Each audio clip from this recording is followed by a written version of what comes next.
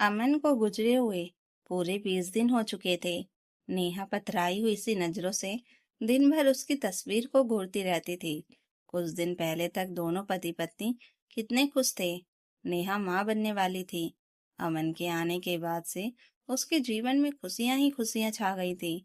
लेकिन शायद उन खुशियों को किसी की नजर लग गई थी। नेहा एक अनाथ लड़की थी। उसकी परवरिश अनाथ आश्रम में हुई थी। एक बार अमन उसके अनाथ आश्रम में दान देने के लिए गया हुआ था।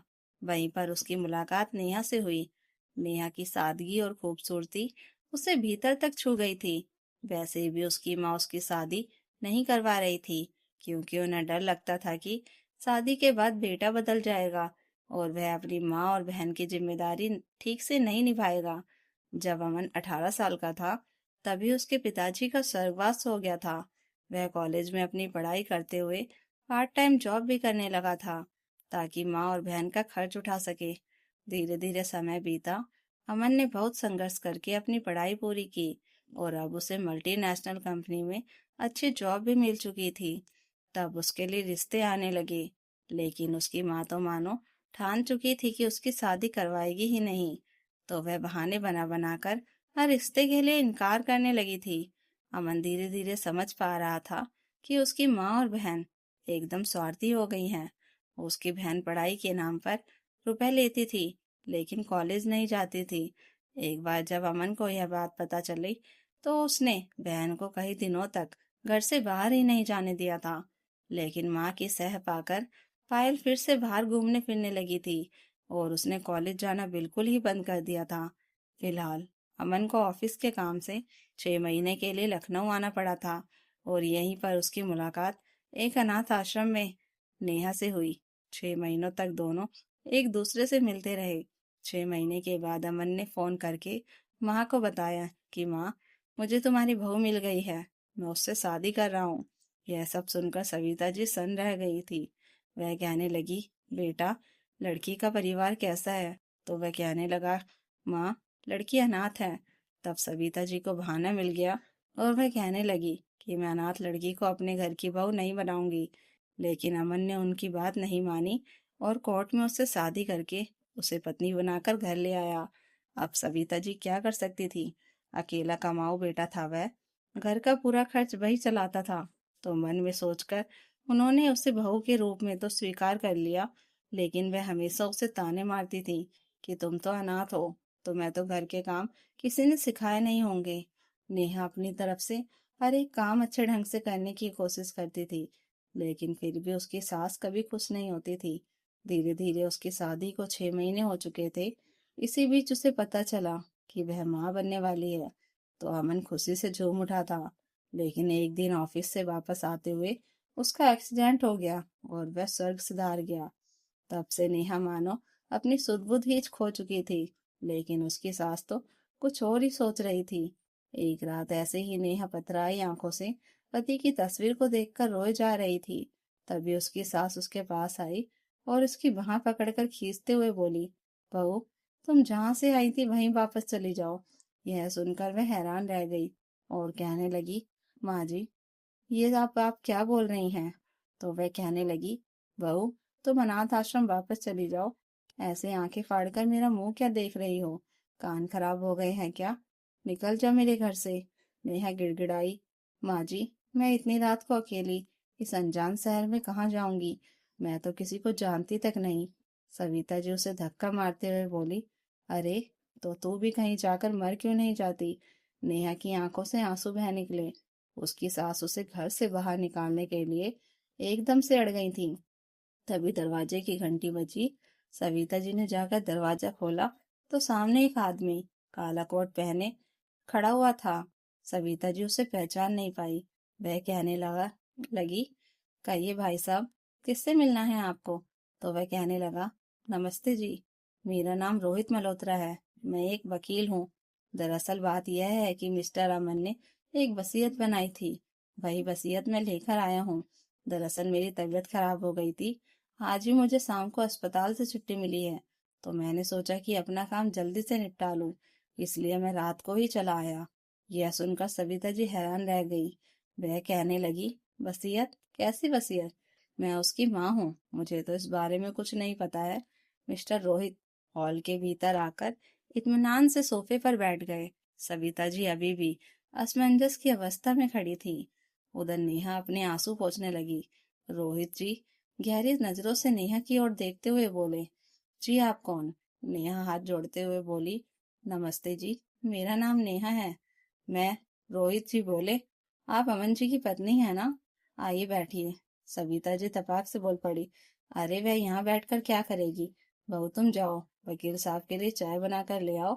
वैसे वसीयत की कोई जरूरत नहीं थी, क्योंकि अमन के बाद तो सब मेरा ही है। मिस्टर रोहित बोले, माफ कीजिए, मैं चाय नहीं पीता, मैं यहाँ अपना काम करने आया हूँ और मुझे नेहा जी से ही काम है। अब सविता जी का चेहरा उतर गया। नेहा वकील साहब के सामने वाले सोफे पर जाकर बैठ गई। उसके हाथ पैर कांप रहे थे कि वकील साहब उसे क्यों बुला रहे हैं। मिस्टर रोहित ने अपना चश्मा ठीक करते हुए वसीयत पढ़नी शुरू की तो सविता जी का चेहरा पल पल सफेद पड़ता चला गया। उस वसीयत के अनुसार अमन ने अभी तक की कमाई हुई अपनी सारी जमा पूंजी और ये घर अपनी पत्नी के नाम कर दिया था। यह सुनते ही सविता जी को चक्कर से आने लगे। उधर पायल भी उसी वक्त पार्टी करके शराब के नशे में चूर घर पहुंची थी। जब उसने यह वसीयत सुनी तो उसका नशा भी उतर गया। वह अपनी माँ के पास जाकर कहने लगी, माँ, यह सब क्या है? जरूर यह इसी मनहूस औरत की कोई चाल है। अनाथ आश्रम से आकर यह इस घर की मालकिन बनकर बैठ गई। अब हम लोगों का क्या होगा? मैंने तुमसे पहले ही कहा था कि इसे धक्के मारकर घर से बाहर निकाल दो। सविता जी गुस्से से चिल्लाते हुए बोली कि मैं तो इसे घर से निकाल ही रही थी, तभी बीच में यह वकील पता नहीं कहाँ से आ गया। फिर वह कुछ सोचते हुए बोली, देखिए वकील साहब, आपको जितने रुपए लेने हैं ले लीजिए, लेकिन यह वसीयत बदल दीजिए, नहीं तो हम लोग तो रोड पर आ जाएंगे। अब नेहा को सब कुछ समझ में आ रहा था कि अमन ने अपने जीते जी ही उसके भविष्य को सुरक्षित कर दिया था। उसकी आंखों से पति को याद करके झरझर आंसू बहने लगे। मिस्टर रोहित मल्होत्रा उठकर खड़े हुए और कहने लगे, मैं ऐसा काम नहीं करता। आप लोगों ने आज के बाद से नेहा जी को परेशान करने की कोशिश की तो पुलिस आप लोगों को देख लेगी। नेहा जी, कल आप ऑफिस में आकर सारी औपचारिकता पूरी कर लीजिएगा। मेरे पास इस घर के पेपर पड़े हुए हैं। इतना कहकर वह अपना कार्ड नेहा को देकर वहां से चले गए। नेहा को एक पल में ही एक घर मिल गया था, वरना तो उसकी सास उसे बेघर करने पर ही तुली हुई थी। अब तो सविता जी के सुर बदल गए और वह कहने लगी, अरे बहू, तुझे इस घर से जाने की क्या जरूरत है? मैं तो बस मजाक कर रही थी। नेहा अचानक से उठकर खड़ी हुई और घायल सैनी की फुफकार उठी। वह कहने लगी, माँ जी, आप कोई भी मजाक नहीं कर रही थी, बल्कि आप सचमुच मुझे घर से निकाल रही थी। आपको इतना भी होश नहीं आया कि मैं प्रेग्नेंट हूँ। ऐसे समय में मैं इतनी रात को अकेले इस अनजान शहर में कहाँ जाऊंगी? आपकी बेटी दिन रात मौज मस्ती करती रहती है, आप उसे कुछ नहीं कहती, लेकिन मेरी छोटी छोटी गलतियों पर आप मेरे पीछे पड़ी रहती थी। अब मुझे आपके साथ नहीं रहना। सविता जी भौचक्की होकर उसकी ओर देखने लगी तो नेहा कहने लगी कि यह घर मेरे पति ने बनवाया था। यह तो मुझे भी अच्छे से पता है। आप प्लीज अपने घर चली जाइए, मैं हाथ जोड़कर विनती करती हूँ। सविता जी गुस्से से पागल हो उठी। वह उस पर हाथ उठाने ही के लिए आगे बढ़ी, लेकिन पायल ने उन्हें रोक लिया। पायल को भी समझ नहीं आ रहा था कि अब वह क्या करे। भाई के दम पर वह अपनी सारी जिंदगी ऐश करती आई। उसने अपनी पढ़ाई लिखाई पर भी ध्यान नहीं दिया था और आज वक्त ने दोनों माँ बेटी के मुंह पर करारा तमाचा लगा दिया था। खैर, अब सविता जी ने अपने अहंकार में आकर सारी हदें पार कर दी थी तो अब नेहा उनके साथ हरगिज भी नहीं रहना चाहती थी। आखिरकार एक सप्ताह के भीतर ही सविता जी अपने गांव वापस चली गई। बंद पड़ा हुआ जर्जर घर धूल उड़ा रहा था। गांव में अब बहुत कम ही घर बचे थे और ऐसा सूखा पड़ा था कि कोई गांव में रहना भी नहीं चाहता था। वह गांव में अकेले रहकर क्या करे, उन्हें कुछ समझ नहीं आ रहा था। उन्होंने एक दो लोगों से बात की कि घर बिक जाए तो कोई भी वह घर खरीदने के लिए भी तैयार नहीं था। मजबूरन सविता जी को इस मकान में रहना पड़ रहा था। गांव में बेरोजगार का कुछ साधन भी नहीं था। उन्हें समझ नहीं आ रहा था कि वह अपनी जिंदगी कैसे चलाए। वह अपनी बेटी से कहने लगी कि हम वापस शहर चलते हैं तो कोई नौकरी ढूंढ लेना। पायल झुंझलाते हुए बोली कि मैं तो ज्यादा पढ़ी लिखी भी नहीं हूँ, कौन सा काम करूंगी मैं तो शादी करके अपने ससुराल चली जाऊंगी। तुम देख लो कि तुम्हें क्या करना है।